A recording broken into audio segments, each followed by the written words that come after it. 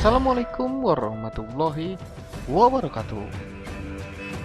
Penaklukan Suriah oleh Muslim terjadi pada paruh pertama abad ke-7, di mana wilayah ini sudah dikenal sebelumnya dengan nama lain seperti Bilad al-Syam, Livan, atau Suriah Raya.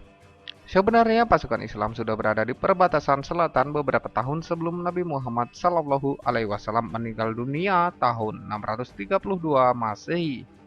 Seperti terjadinya pertempuran Mut'ah pada tahun 629 Masehi. Akan tetapi penaklukan sesungguhnya baru dimulai pada tahun 634 Masehi dan di bawah pemerintahan Khalifah Abu Bakar dan Umar bin Khattab dengan Khalid bin Walid sebagai panglima utamanya. Suriah di bawah pemerintahan Romawi Timur selama 7 abad sebelum Islam datang juga pernah diinvasi beberapa kali oleh Kekaisaran Sasania Persia, yaitu pada abad ketiga, 6, dan 7. Suriah juga menjadi target serangan sekutu Sasania, yaitu Lakhmid. Selama Perang Romawi Persia terakhir, yang dimulai pada tahun 603, pasukan Persia di bawah pimpinan Kisra II berhasil menduduki Suriah, Palestina, dan Mesir selama lebih dari 1 dekade, sebelum akhirnya berhasil dipukul mundur oleh Heraklius dan dipaksa berdamai dan mundur dari wilayah yang mereka kuasai itu pada tahun 628 Masehi. Jadi, pada saat Islam berperang melawan Romawi ini, sebenarnya mereka sedang menata kembali wilayahnya yang sempat hilang selama kurang lebih 20 tahun tersebut. Setelah kekhalifahan dipegang oleh Umar bin Khattab radhiyallahu anhu, beliau memberikan instruksi kepada Abu Ubaidah bin Jarrah untuk membuka kota Damaskus. Peperangan ini berlangsung dengan pasukan Islam yang berjumlah sekitar 25.000 pasukan. Ketika pasukan Islam sampai di daerah Fihil, daerah tersebut sudah dipenuhi oleh kubangan air dan lumpur, dan ternyata semua itu adalah siasat pasukan Romawi yang mengalihkan jalur sungai ke daerah kaum muslim.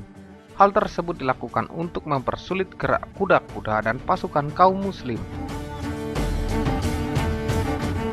Pada waktu itu, pasukan Romawi dipimpin oleh komandan tertinggi mereka yaitu Sinklak. Dan pada saat itu juga pasukan Romawi sengaja menunggu beberapa hari untuk melakukan penyerangan. Mereka masih menunggu pasukan Islam lengah. Kemudian setelah menunggu beberapa hari, akhirnya pasukan Romawi melakukan penyerangan pada malam hari. Dan mereka berharap pasukan Islam sedang tidur dan lengah. Akan tetapi apa yang diharapkan pasukan Romawi tidaklah sesuai dengan apa yang dikehendaki mereka. Umat Islam tidak lengah sedikit pun. Mereka tetap waspada terhadap musuh yang akan menyerang secara tiba-tiba.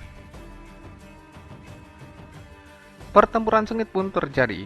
Pertempuran itu berlangsung dari malam sampai pagi, bahkan sampai malam lagi. Akhirnya pasukan Islam berhasil mencepit pasukan Romawi dan menggiring mereka menuju parit yang berisikan air dan lumpur yang dibuat oleh Romawi sendiri. Pasukan Romawi semuanya tewas terbunuh, bahkan jenderal mereka pun ikut terbunuh dalam medan pertempuran tersebut. Setelah kemenangan ini, umat Islam beristirahat beberapa hari untuk memulihkan tenaga mereka. Setelah itu mereka bersiap menuju Damaskus untuk menjebol tembok benteng ibu kota Syam tersebut. Pasukan Islam pun bergerak menuju benteng Damaskus yang terkenal sangat kuat. Seusai perang Riddah pada musim gugur 633 Masehi, 3 pasukan yang setiap kelompok terdiri dari 3.000 orang bergerak ke utara dan mulai menyerang Suriah sebelah selatan dan tenggara. Ketiga pasukan itu dipimpin oleh Amr ibnu al-Ash, Yazid ibnu Abi Sufyan, dan Syurahbil ibnu Hasanah. Dalam pertempuran pertama di lembah Arabah, dataran rendah sebelah selatan Laut Mati, Yazid berhasil mengalahkan Sergius, seorang Patrik dari Palestina, yang bermarkas di Kaisarea. Ketika pasukan Sergius mundur ke Gaza, sisa-sisa pasukan itu dikalahkan kembali di Datin dan hampir musnah tanpa sisa. Dihadapkan dengan perkembangan ini, Kaisar Bizantium Heraklius mengumpulkan pasukan besar di Antioquia.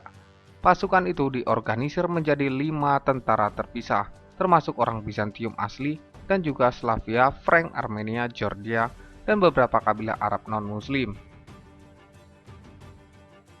Heraklius berusaha memanfaatkan fakta di lapangan bahwa pasukan Arab terbagi menjadi beberapa tentara utama di Palestina, di Yordania, di Kaisarea, dan di Emesa. Sang kaisar berencana untuk memusatkan kekuatannya dan mengalahkan orang-orang Arab satu persatu. Strategi Heraklius cukup berhasil, sehingga pertempuran sengit yang setidaknya mampu menahan laju pasukan Arab terjadi. Sementara itu, Khalid ibnu al-Walid, sang pedang Allah, yang beroperasi di Irak memimpin sekitar 500 veteran perang Riddah, bekerja sama dengan Bani Sabyan, pimpinan Al-Mutsana ibnu Haritsah, telah berhasil menguasai Irak. Khalid pun bersiap untuk melakukan serangan langsung ke Persia. Namun sebelum serangan dilakukan, Khalid diperintahkan oleh Abu Bakar untuk segera berangkat dan membantu pasukan yang sedang bertempur di Suriah. Setelah melakukan perjalanan berat selama 18 hari, secara dramatis Khalid muncul di dekat Damaskus dan langsung berhadapan dengan pasukan Bizantium. Dari sana ia mulai memimpin beberapa serangan dan dalam satu penyerbuan ia berhasil mengalahkan pasukan Kristen Ghazan di Marja Rahid pada hari Minggu Paskah. Kemudian Khalid terus bergerak ke Bursa. Di tempat ini ia berhasil secara gemilang membuka jalan untuk menggabungkan pasukan-pasukan Arab lain yang kemudian menghasilkan kemenangan di Ajnadian pada 30 Juli 634 Masehi. Kemenangan ini melapangkan jalan mereka menuju Palestina. Dalam pasukan gabungan itu, Khalid memegang komando tertinggi. Sejak saat itu, serangan-serangan sistematis dilakukan. Busra, salah satu ibu kota kerajaan Ghazan, jatuh tanpa perlawanan berarti. Fihil di sebelah timur Yordania mengalami nasib serupa pada 23 Januari 635. Jalan menuju kota metropolis Damaskus berhasil dibersihkan dengan mengalahkan musuh di Marja Sufar pada 25 Februari 635. 2 minggu kemudian Khalid telah berdiri di depan gerbang kota Damaskus. Pada malam bersejarah itu, Paulus melarikan diri dengan menuruni benteng kota.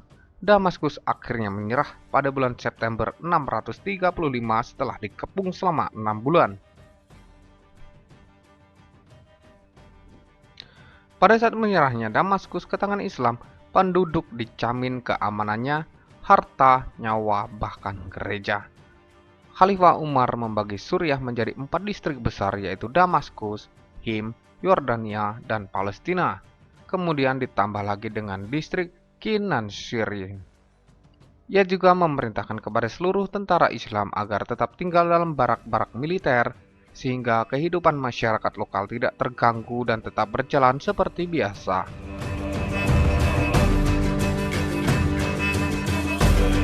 Banyak suku-suku Arab yang sudah lama menetap di Suriah akhirnya beralih ke Islam dan juga suku Ghazan. Khalifah juga menerapkan toleransi beragama sehingga memberi citra positif bagi pemeluk agama Kristen Nestorian, Kristen Jakobit, dan Yahudi, di mana pada masa kekuasaan Romawi mereka dianiaya. Hal inilah yang dianggap sebagai hal terpenting dari suksesnya pemerintahan Islam menetap wilayah mereka. Di samping pemerintah juga menghindari pemungutan jizyah secara berlebihan, apalagi disertai pemaksaan. Zakat dikenakan kepada petani hanya sesuai dengan hasil panennya. Jizyah diambil dari penduduk yang masih kafir sebagai imbalan atas jaminan perlindungan pemerintah dan pembebasan dari wajib militer. Setelah Suriah yang terletak di barat jatuh ke tangan kaum muslimin, pasukan Islam bisa memfokuskan arah wilayah timur untuk menaklukkan Kekaisaran Sasania Persia.